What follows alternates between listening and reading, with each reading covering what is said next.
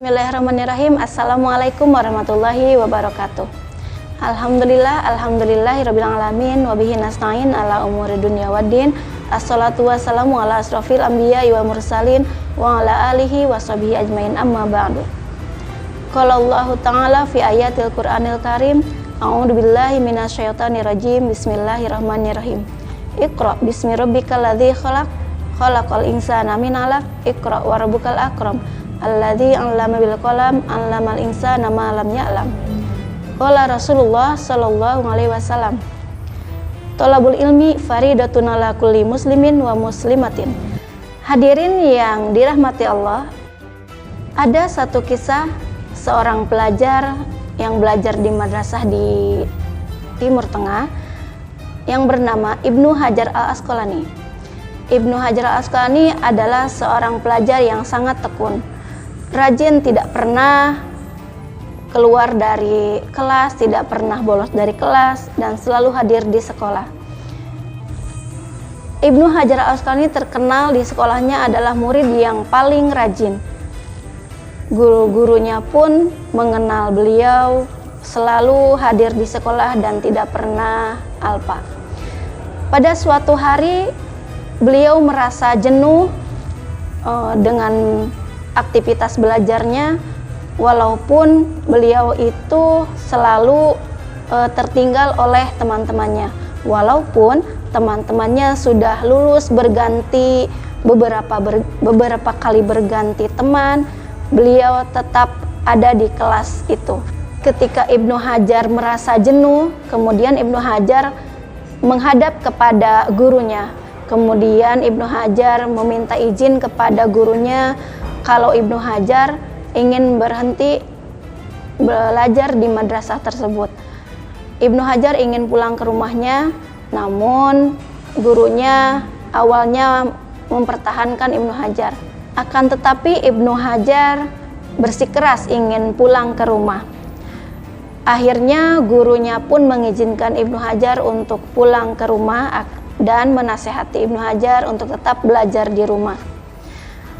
Kemudian Ibnu Hajar pulang ke rumahnya ketika di perjalanan hujan deras dan Ibnu Hajar berteduh di suatu gua. Karena hujan terlalu deras, kemudian Ibnu Hajar masuk ke dalam gua untuk berteduh. Dia melihat ke kanan dan ke kiri, melihat ke atas dan ke bawah. Beliau mendengar suara tetesan air. Kemudian Ibnu Hajar mendekati suara tetesan air tersebut, dan beliau melihatnya adalah tetesan air yang menetes ke suatu batu besar. Batu besar tersebut menjadi berlubang karena tetesan air itu. Seketika itu Ibnu Hajar berpikir, batu yang begitu besar bisa berlubang karena tetesan air yang terus menerus. Kemudian Ibnu Hajar berpikir, otaknya yang ciptaan Allah yang lunak tidak sekeras batu. Batu pun bisa berlubang, apalagi otak manusia. Pastinya bisa menerima ilmu sedikit demi sedikit. Setelah berpikir seperti itu, Ibnu Hajar kemudian kembali ke madrasahnya dan menghadap kepada gurunya. Kemudian Ibnu Hajar menceritakan kejadian di perjalanan tadi kepada gurunya, dan gurunya memberikan nasihat apabila mencari ilmu itu harus dengan ketakwaan, karena dengan ketakwaan ilmu akan cepat diresap oleh akal pikiran kita. Kemudian Ibnu Hajar mulai saat itu belajar dengan sungguh-sungguh. Dengan belajar didasari dengan ketakwaan, Ibnu Hajar kemudian menjadi lebih cepat menyerap ilmu-ilmu yang diajarkan oleh guru-gurunya. Seketika Ibnu Hajar dapat merangkai atau menulis kitab kuning. Salah satunya adalah kitab Bulughul Maram, dan lebih banyak lagi kitab-kitab yang lainnya yang biasa dipelajari oleh santri-santri madrasah.